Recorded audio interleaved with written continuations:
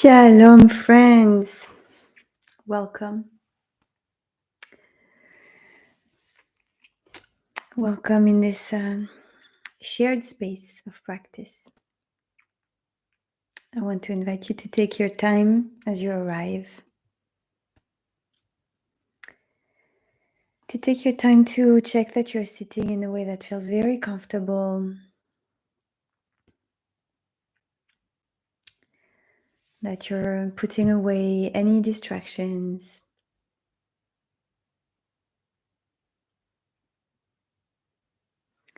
We're really here to practice presence.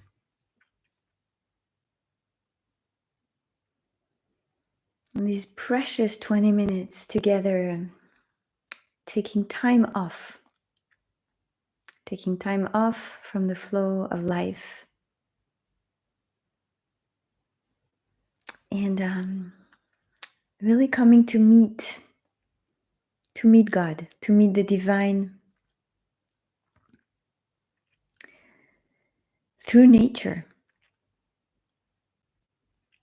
And Hitbonenut meditation is really kind of the answer to this question.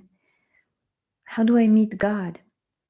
And how can I kind of cultivate within me these attributes, yirah ve'ava, love and awe, that the Jewish tradition invites me to cultivate towards the divine source of life? How can I feel it? How can I make myself feel that? And the gift of the world is that nature spontaneously kind of arouses within us these feelings of love and awe, right? When we contemplate nature, it's quite spontaneous that we can feel that. And so as we started a new moon, the moon of Adar Aleph, we want to continue this week to sit in Hitbonenut, contemplating the moon and contemplating a specific aspect of it, the moon as a teacher of joy, pointing to us this quality that there is in the divine, joy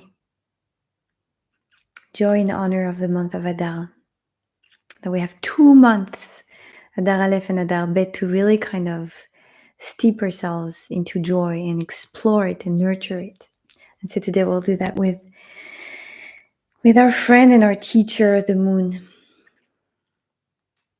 Let's start by a few minutes of just quieting, just arriving.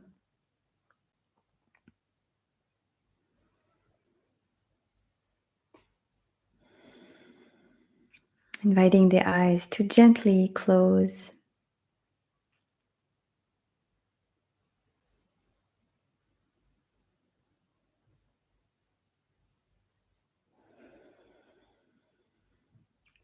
Inviting the shoulders to gently relax.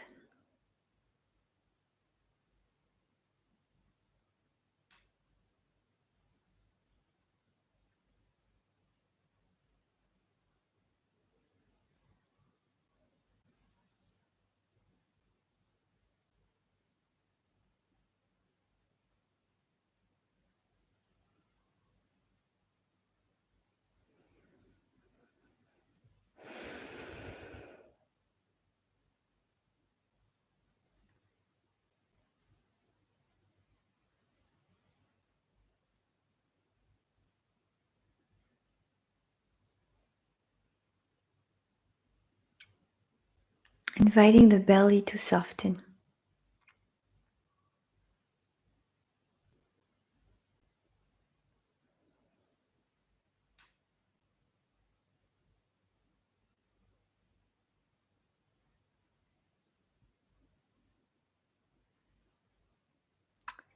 And as we're feeling our breath,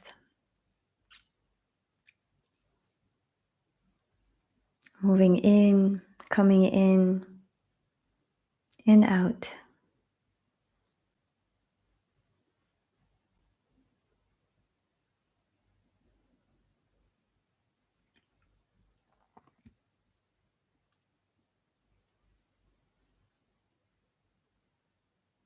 I'd like to invite us to kind of contemplate this aspect of the moon that constantly moves to our eyes. It starts very, very tiny at the beginning of the month, is like one lash of light in the sky, one graceful lash of light in the sky.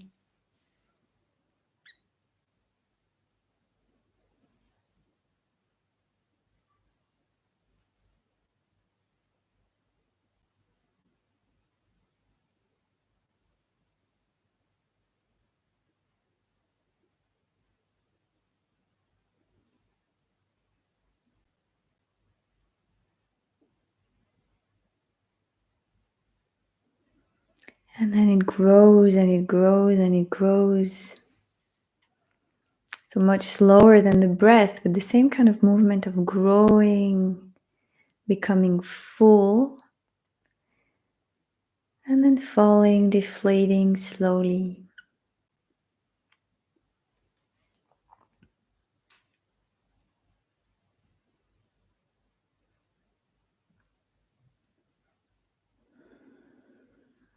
And I want to invite us to feel this sense of joy that can be coming from movement, the freedom of it, right? That it's not stuck as always the same. It comes and goes. The belly rises and falls. The moon grows and then comes to hide. The lightness. And there is a lot of lightness that comes from feeling free. A lot of joy coming from there. Playfulness. That's a very important aspect of it. The playfulness. Playing hide and seek.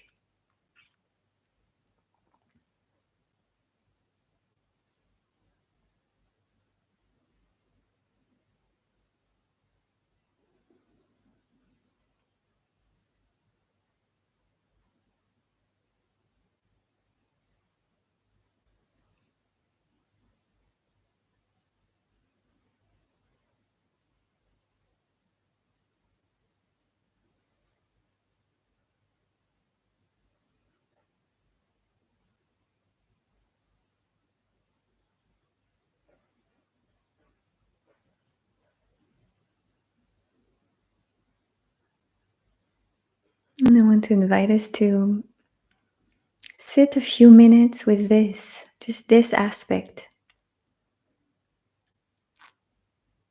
of the pleasantness and the playfulness and the lightness and the freedom of the belly rising and falling, just like the moon, full and then almost hidden.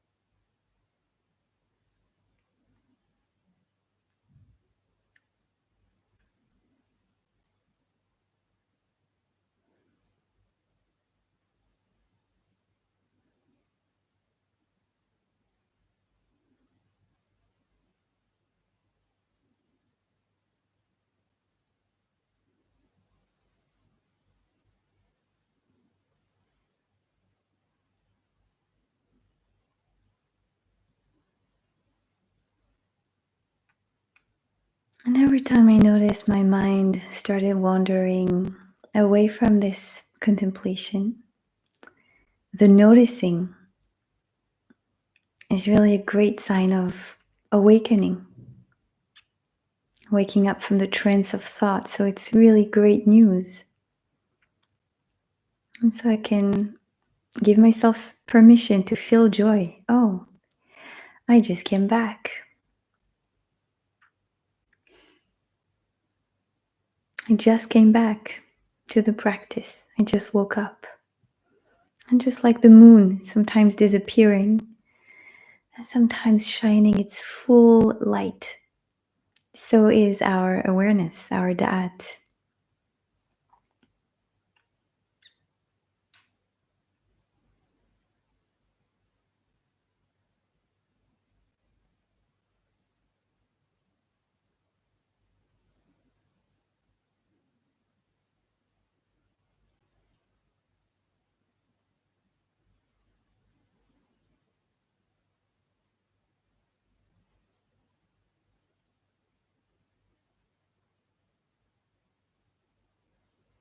I would keep sitting for a couple of minutes, contemplating really how the moon plays with us, sometimes disappearing and sometimes shining its full light.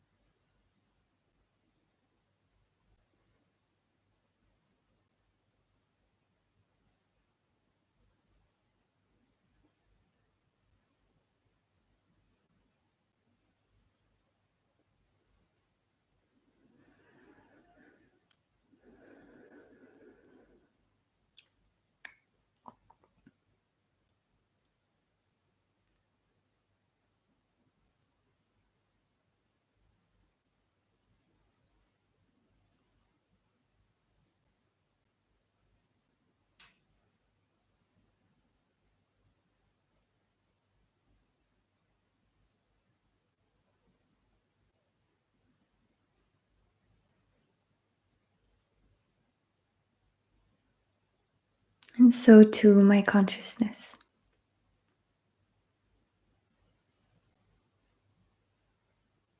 sometimes fully shining, and sometimes hidden, seems almost absent. And then the sky becomes black, the night becomes darker. And that doesn't mean that it's not there. It doesn't mean that my awareness is not there, or the moon in the sky. It's just not visible in these moments when the sun doesn't shine on it. And so too with my awareness. When I disconnect from the light of the divine, my awareness is like extinct, like absent.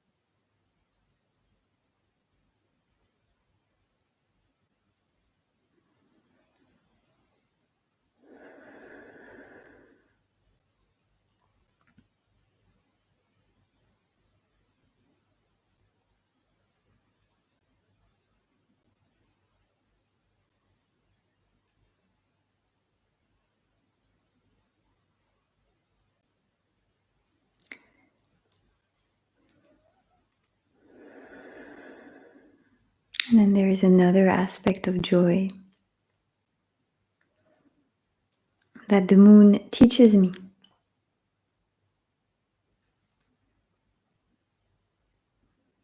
And it's really the joy that we feel at giving and receiving. The joy that we feel naturally at receiving and giving.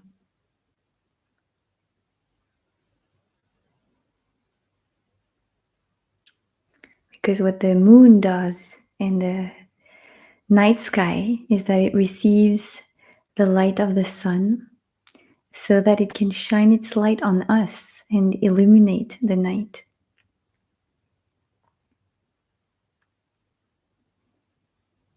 And I'm sure you felt that when you received a gift, and perhaps even more when you gave a gift.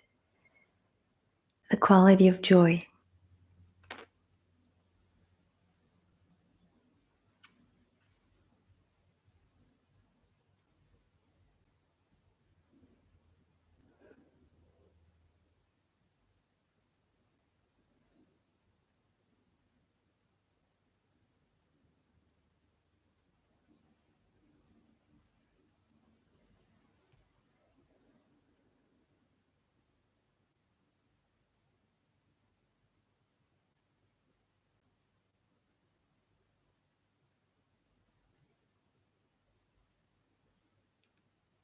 The joy of really being a kli, a vessel, receiving a greater light and then shining it onto the world.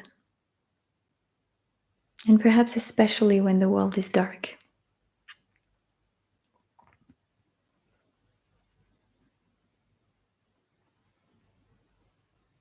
And so when we look at this quality of the moon, we can really see, we can really meet something about God, the generosity.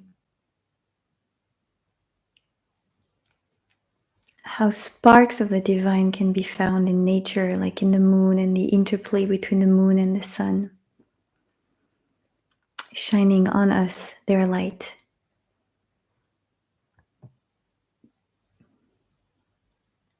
And then the awe and the love seem to kind of come up spontaneously, naturally. When I think of how lucky I am, how lucky we are,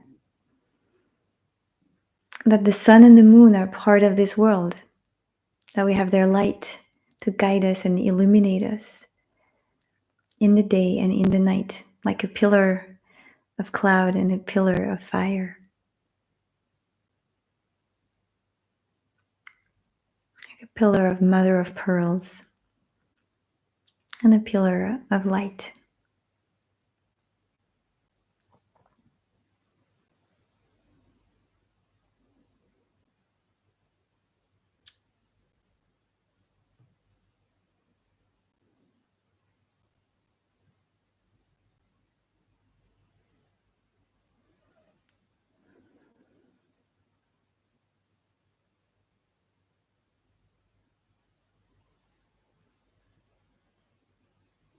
And friends, I'd like to invite you to set an intention, and perhaps even if you'd like, in the next 2 minutes, we have 1 minute to share it in the chat, an intention of a way you would like to emulate this quality, the joy that comes from receiving and giving.